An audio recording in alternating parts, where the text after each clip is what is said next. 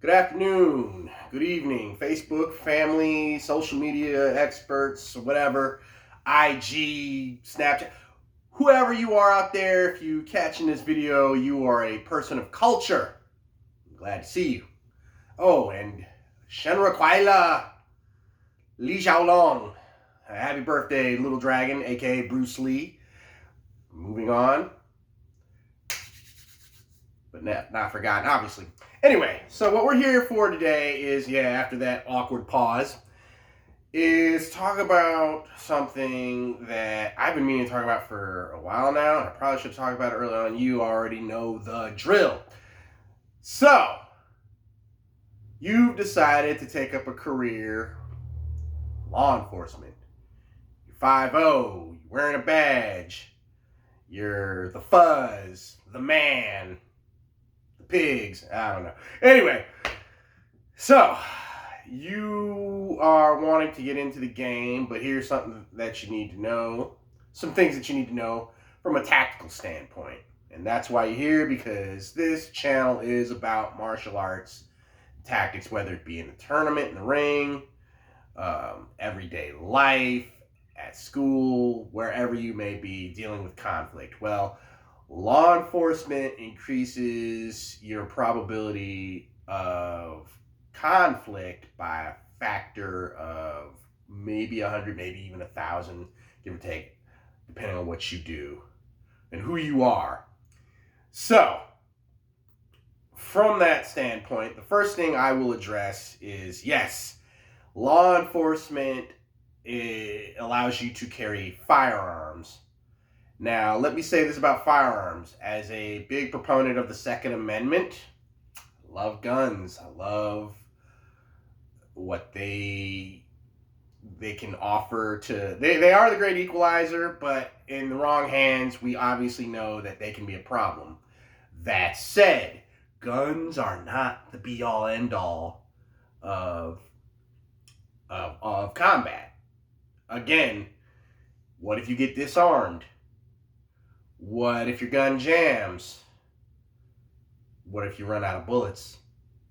These things are factors. And these are factors that a lot of us in the law enforcement community don't always address. Well, I'm here to address that. Martial arts, hands. Oh, keep in mind, if you're in law enforcement and you don't have a standard workout routine, what are you doing? Get one. Lift weights, run, do something, stay in shape, because this is where you cannot be complacent, right? So, that's that out of the way. Let's get to the good stuff, martial arts.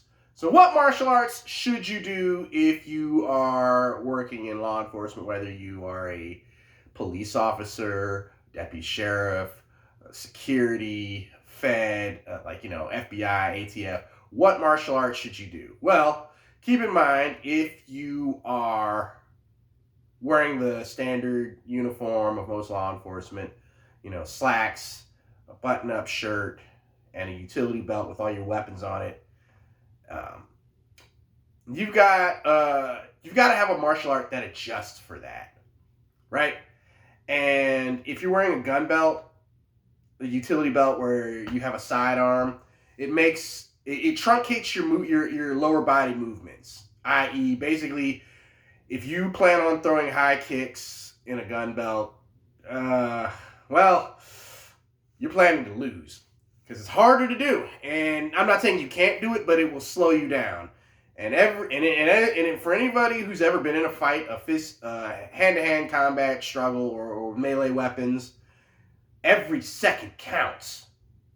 So, that said, you want martial arts that will not take away from your strengths. So if you're going to have kicks, you want low kicks or close quarters kicks. So this is where a martial art like Muay Thai comes into play. Muay Thai excels at that greatly. They got the knees, got them low kicks. You don't need to kick somebody in the face. You want to kick someone in the face, take them off their feet. You didn't hear that from me. Anyway, you also want to deal with the fact that you have to control an opponent, right? you have to control an assailant. You want to put handcuffs on somebody and they don't want you to put handcuffs on them, they're going to resist. So obviously you need to learn submissions. You need to get them to stop struggling. And this is where the grappling arts come in. So yes, obviously martial arts like Jiu Jitsu, Judo, Ninjitsu, stuff like that, where an arm's getting bent backwards. I once had a guy, well, I'm actually not going to tell this story. Never mind. Forget that. But understand something. If someone doesn't want to physically be stopped, they're going to struggle. So you have to be able to physically stop them. And in a lot of cases without actually doing permanent damage. And this is where those grappling arts come into play. Brazilian Jiu-Jitsu. Yeah, I know, the Gracie fanboys are like, yeah, man, yeah, that's right, the tap out rules, man. Anyway, no, I respect what they do, and it is highly effective. Look, if someone can't fight back intelligently, you win. Technical KO. Well, submission is the same thing. On a battlefield, if you tap out, that means you're dead. If someone stops fighting, they're either dead or they've surrendered. That's a good thing. Well, the latter is better. But if push comes to shove, you got to do what you got to do. Hey, shouldn't have broke the law, right? But that's not always the case. Look, if you are one of those people who sees law enforcement as a venue to hurt a certain demographic that you don't like, please bypass this entire video. Get off my channel. I have no patience for your existence. I don't want you wearing a badge because you put a target on everyone else's back that actually tries to do the right thing. So, that said, moving on. So yeah, you got to know how to grapple. Right. So before you can get to a point in a struggle where you can grapple, you've got to reach out and touch somebody. So this means you got to know how to use your hands, right?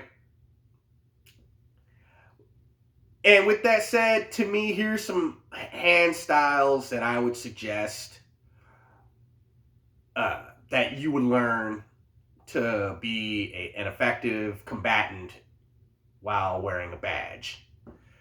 Boxing, the sweet science. Why do I say boxing? Because it concentrates on just that, and the way people train in modern Queensberry, Market Assad rules of boxing, it allows for you to get a lot of sparring time, and that's really what it boils down to. And I named those other grappling arts for the same reason. You can get a lot of mat time, as they say. It's one of those things, even if you don't have natural talent at something, if you're not that athletic, if you do it a lot, you will improve. You will get better than the average man. I am not particularly athletic. I am not the biggest guy on the block. I am not the fastest. But 9 times out of 10, the way I beat people in fights is I look for something that they are weak at and exploit that weakness. If they're not a good kicker, I keep it a long distance fight and they are running into side kicks constantly. Hey, Sam! Anyway. So, you keep that in mind. If they are not a good puncher, I keep it a close quarters fight. If they're kind of light in the ass, oh, we grappling, baby. If they have no grappling skills and they're, 6'7", I'm not going to make it a long distance fight. I'm taking them off their feet. Like if I'm fighting Tyson Fury or Deontay Wilder, I'm not going to try and out-punch them. I'll get murdered. But I will get low, take them off their feet, take them into an arm bar, right? Isn't that what the Brazilian Jiu Jitsu guys say? Well, that's what the Ninjitsu guy says too. Anyway, also keep in mind, in the world of law enforcement, you aren't dealing with people that fight fair. Sometimes people will pull out weapons, and I'm not just talking about guns either, because they teach you how to deal with guys with guns. Shoot them first, right? And that's martial arts 101. Get there first. shoot him first, punch him first, kick him first. What as the old saying goes, I think it was like Wyatt Earp that said that. Fast is fine. Accuracy is final. So keep that in mind. But yeah, sometimes when folks fight in the streets, they pull out melee weapons. Baseball bats, sticks, knives, machetes, you name it. Right? So to deal with this, you've got to know how to handle melee weapons yourself. When you, most, if not all law enforcement, carries an ass baton. You know, the thing that you do this and it flicks out. Right, ass baton. So with that said, good martial arts for that, I would say, if you're wielding the baton, Kali comes to mind. Because that's all that is a stick fighting, right? But beyond that, if you can wield a machete, a Dao, a Chinese Jian, that's the same. It's same principle, right? It's melee fighting. And a European rapier, similar mindset. You're using a straight weapon that acts as an extension of your body. So, you also need to know how to disarm weapons, and this is where, I say a lot of these old school Asian martial arts really come in handy. Again, Kali comes to mind. Salat, the fighting art of the raid. They have a lot of weapons, disarms, and defense against knives. Beautifully done. They teach you how to use a favorite weapon of mine called the karambit. It's a little hook knife. I highly recommend anybody in law enforcement learn that martial art. If I had free time, I would pick that up 100%. I love the raid. I love Iko Uwais. I'm probably butchering his name, but you all know who I'm talking about. That dude is a beast. So, moving on. Back to the punching. Other punching arts that I would recommend besides boxing, if you really want to get deep, Hung Gar. If you're real, burly, stocky guy like me, and you kind of got a little bit of aggression, Hung Gar is great. just mean, in your face, juggernaut fighting style, right? Tiger Claw, right? That's a good one. If you're smaller, you're a woman, a little bit daintier, Wing Chun, Praying Mantis, those are excellent. So Southern Mantis especially, oh my God. Shout out to my Avatar fans, Toph Bei Fung. Get on that one. So keep it sensible. Again, I refer you back to my video that speaks on what martial art is, what is a perfect martial art. Well, perfect martial art is good for you. So if you're in law enforcement, pick a martial art that includes punching and grappling and weapons defense. So this brings me to but that covers all the above. Ninjutsu covers all of that. And it will have you battle ready relatively quickly. And the good thing about it is that while the learning curve in the field is steep, ninjutsu prepares you for that. It gets you in the mentality of, this is not a contest. You're not here to win medals. You're not here to be on TV, heavyweight champion of the world. You're here to survive. And that's what it really boils down to. You want to go home the same way you came in. And, that puts you in the correct mind state to deal with the scum of the earth. Now, that said, sometimes it can be a misunderstanding. Sometimes you don't want to be, Musashi Miyamoto going around slaughtering 30 guys, or not even 30, 60 guys before the age of 30 in single combat, right? Sometimes you don't want to do that, right? Sometimes you just want to take them down like Spider-Man, web them up if you can with minimal injury, right? So if you get to that point in your training, you're that good, the martial arts I recommend for that would be like Bagua, Tai Chi, again, Wing Chun. High level Wing Chun does that. But here's the drawback to that. If you've never trained in martial arts, if your cup is completely empty, you have no concept of the distancing and timing, I don't recommend those arts simply because they take a long time to get to the point where you can stop someone without hurting them. Whereas a martial art like Jiu Jitsu, it trains you in one thing, and that's grappling. And because your focus is not spread so thin, this is right out of the 48 Laws of Power. Concentrate your forces. Now I know I don't do this, but then again, I was a martial artist long before I put on a badge and gun. So I'm just a martial artist who happens to wear a badge and gun. So it works for me, but it won't work. It won't necessarily work the same for everyone else, right? And then beyond learning physical combat skills, which I will say this, they are a perishable skill. You got to learn combat philosophy and strategy, what they call verbal judo. You got to learn to have situational awareness. How can you avoid throwing a punch or putting someone in armbar? If you can do that, that's worth more than any technique I could ever show you on How To Fu ever.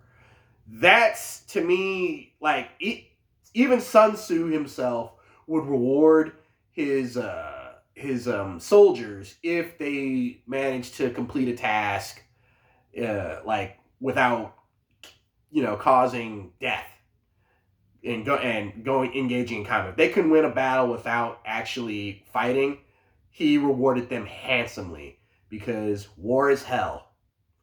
War is painful. War is death. People get hurt. People get killed. That's the last thing you want to do. You want to serve and protect. You want to protect life.